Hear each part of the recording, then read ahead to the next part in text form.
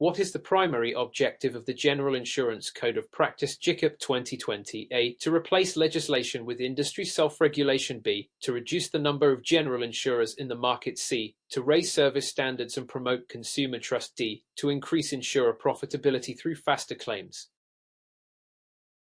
The correct answer is C. To raise service standards and promote consumer trust. Explanation. The GICP 2020 aims to raise the standards of practice in the general insurance industry. It promotes honesty, transparency, fairness, and timeliness in dealings with clients. One of its key goals is to improve public confidence by protecting consumer rights and ensuring ethical conduct by insurers. Which of the following best describes the legal status of the GICP? A. Federal law enforceable by courts. B. A mandatory regulation under the Corporations Act. C. A voluntary guideline without any oversight. D. An industry code monitored by a SIC as part of self-regulation. The correct answer is D. An industry code monitored by a SIC as part of self-regulation. Explanation. The GICP is a self-regulatory code of conduct adopted by general insurers and monitored by the Australian Securities and Investments Commission, a SIC. While not legislation, adherence is expected and can impact an insurer's license obligations under a SIC's oversight. Who is required to comply with the GICP 2020? A. All financial planners in Australia. B. Life insurers only. C. General insurance subscribers, service suppliers, and claims handlers. D. Insurance policyholders. C. General insurance subscribers, service suppliers, and claims handlers. Explanation. The GICP applies to code subscribers, licensed general insurers, as well as claims handlers and external investigators working on behalf of the insurer. This ensures consistent ethical behavior across all touchpoints with the insurer. Under GICP 2020, which principle must always guide the treatment of customers, especially vulnerable customers? A. Profitability. B. Speed of claims payment. C. Honesty, fairness, and transparency. D. Strict adherence to underwriting. The correct answer is C. Honesty, fairness, and transparency. Explanation. The GICP outlines several key principles including honesty, fairness, transparency, timeliness, and accessibility. These principles are especially critical when dealing with vulnerable customers, ensuring their needs are met with empathy and dignity.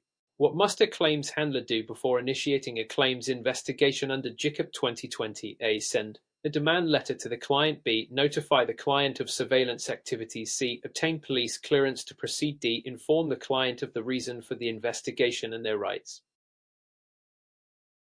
The correct answer is D. Inform the client of the reason for the investigation and their rights. Explanation. Before launching a formal claims investigation, the insurer must inform the claimant of the reason, their rights, and available support. This ensures transparency and allows the claimant to understand the process.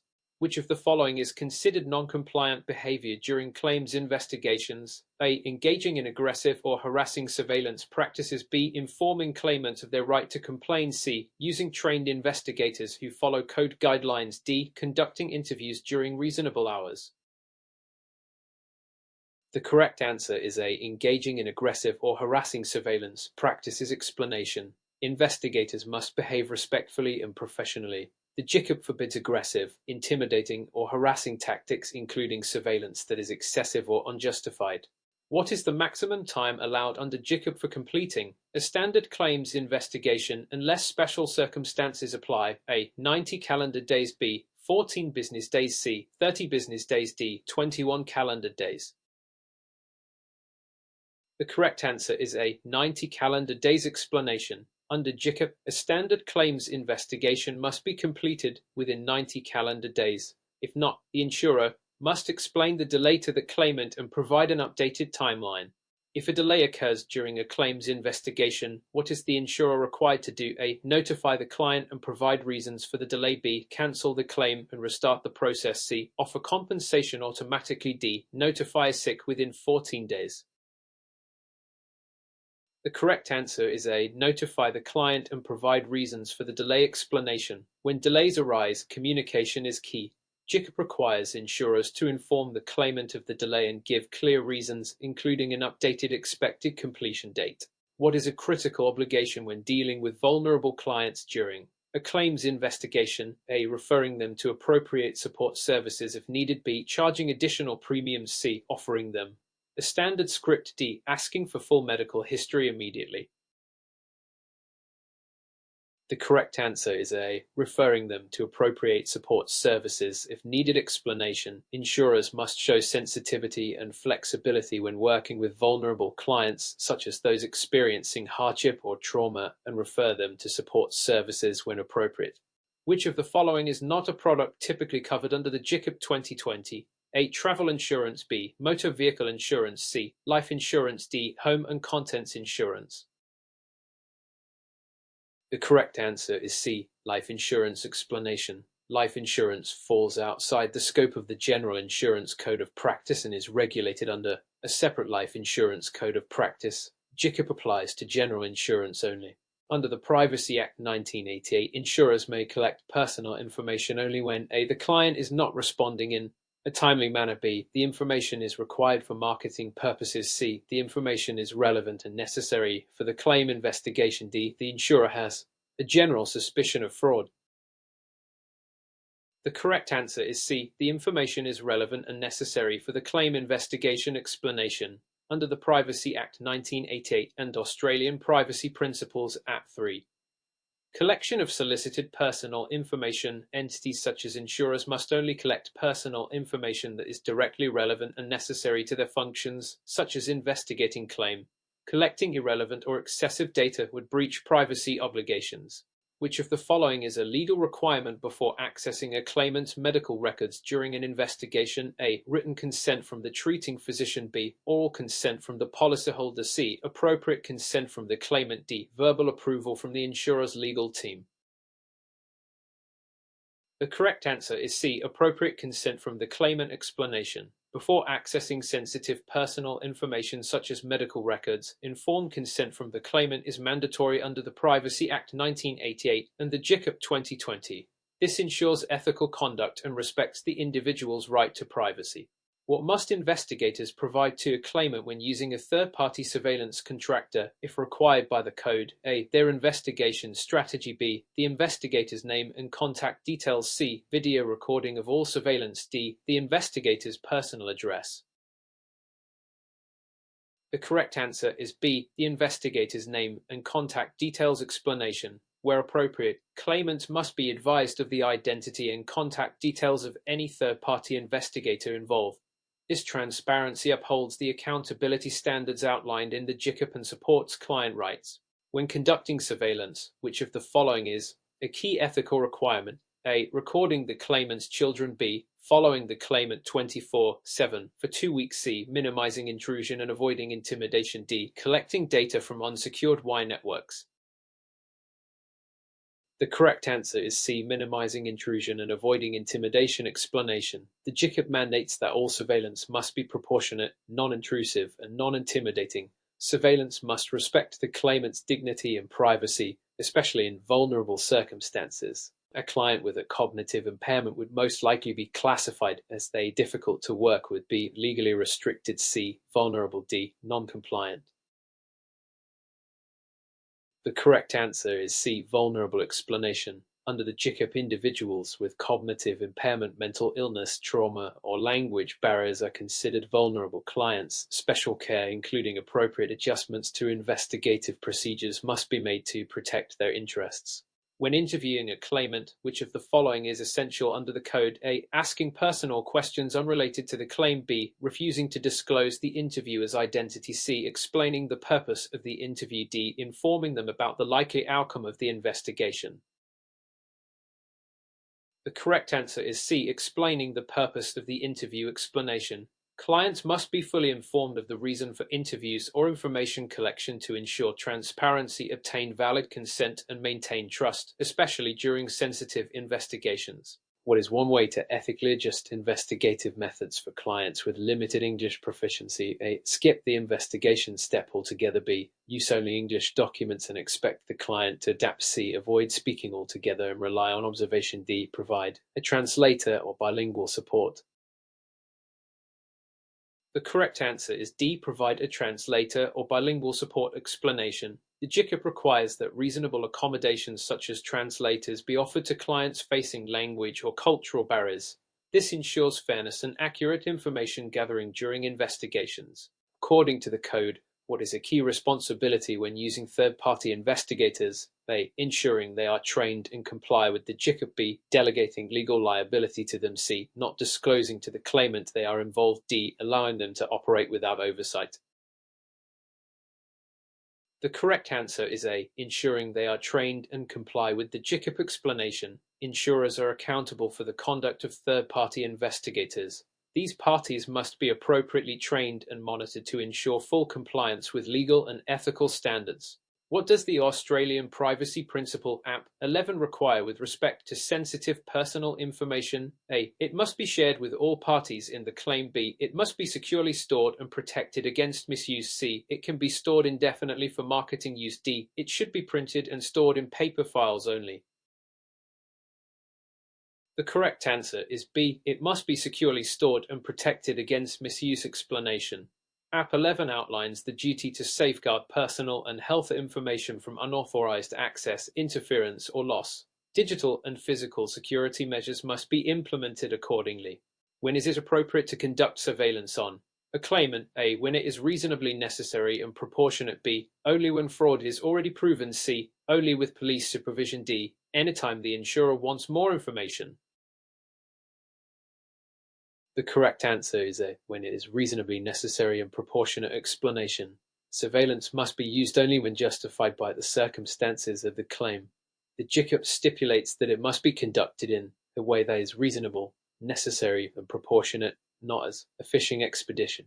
Why is accurate record keeping critical during a claims investigation? A. To meet marketing requirements for future client referrals. B. To comply with regulatory and internal audit standards. C. To reduce the number of investigators needed. D. To allow faster claims settlements regardless of findings. The correct answer is B. To comply with regulatory and internal audit standards. Explanation. Accurate and complete records of all investigation actions, communications, and findings are essential to meet legal, regulatory, and internal governance requirements. These records ensure transparency and allow for proper review by internal or external bodies. When must the outcome of an insurance investigation be provided to the claimant? A. Only after the claim is paid. B. Within 30 business days of the claim lodgement. C. In a timely manner once the investigation is complete. D. After the claimant requests it 3 times in writing. The correct answer is C. In a timely manner once the investigation is complete. Explanation. Insurers and investigators are required to communicate the outcome of the investigation promptly after completion.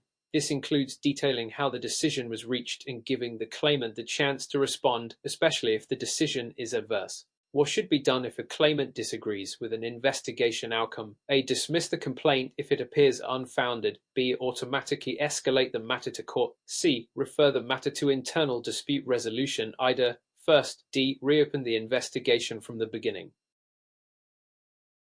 The correct answer is C. Refer the matter to internal dispute resolution. Either first. Explanation. All complaints about investigation outcomes must be directed through the insurer's internal dispute resolution process. If unresolved, the client can escalate the matter to the Australian Financial Complaints Authority of CA. The client is unhappy with how their investigation was conducted and wants to challenge it. What right does the client have? A. No right once the decision is issued. B. The right to request access to investigation records and dispute the findings. C. The right to cancel the claim immediately. D. The right to withhold premium payments. The correct answer is B. The right to request access to investigation records and dispute the findings. Explanation. Under the General Insurance Code of Practice, clients are entitled to access records relating to the investigation and to dispute the findings if they believe the process or outcome was unfair or incorrect. Which action best demonstrates a client-centered approach to claims investigations? A. Avoiding contact with the client to speed up the process. B. Using aggressive questioning to get facts quickly. C. Allowing clients to bring a support person to interviews. D. Focusing only on insurer interests to protect business revenue. The correct answer is C. Allowing clients to bring a support person to interviews. Explanation. Client-centered investigations involve treating clients with dignity and respect, which includes minimizing stress and harm. Allowing a support person to attend interviews helps provide comfort and reduce anxiety for vulnerable clients. How can an investigator demonstrate independence during the investigation process? A. By avoiding conclusions in the report. B. By clearly separating roles and maintaining objectivity. C. By relying on insurer suggestions only. D. By acting as both broker and investigator simultaneously. The correct answer is B. By clearly separating roles and maintaining objectivity. Explanation. To avoid conflicts of interest, investigators must maintain independence from the claim's decision-making and not perform multiple roles, e.g., just an investigator without transparency. Objectivity is key in collecting and reporting evidence. What is the primary purpose of documenting all client communications during an investigation? A. To reduce the need for formal reporting. B. To justify delays in claims processing. C. To ensure accountability and transparency throughout the investigation. D. To create content for training workshops. The correct answer is C. To ensure accountability and transparency throughout the investigation. Explanation. Documenting all client communications helps provide a clear and traceable record of the investigation. This is crucial for transparency, regulatory compliance, and internal or external audits, and is especially important in cases of dispute or review. When must an investigator explain how a decision was reached in the investigation? A. Always when reporting the investigation outcome. B. Only when the claim is denied. C. Only when the client submits a written request. D. Never. Findings are confidential. The correct answer is A. Always when reporting the investigation outcome. Explanation. Investigators must always provide a clear explanation of how the decision was made, including relevant facts and evidence, when communicating the outcome to the claimant. This ensures the process is transparent and fair. What is one way to minimize stress and harm during investigations? A. Ensuring clients understand their rights and the investigation process. B. Conducting interviews early in the morning without notice. C. Avoiding communication to reduce tension. D. Asking emotionally charged questions repeatedly. The correct answer is A. Ensuring clients understand their rights and the investigation process. Explanation. Informing clients of their rights and clearly explaining the investigation process can significantly reduce confusion, anxiety, and perceived hostility. This aligns with the client-centered investigation standards set in the General Insurance Code of Practice. Which of the following represents a conflict of interest in claims investigation? A. Asking the client for additional supporting documents. B. Investigating a claim while also determining the settlement amount. C. Using a checklist to ensure policy compliance. D. Referring the client to AFCA. The correct answer is B. Investigating a claim while also determining the settlement amount. Explanation. A person acting as both claims investigator and adjuster compromises independence and may create bias, especially when determining outcomes that involve financial interests. To maintain integrity and objectivity, such dual roles must be avoided or declared.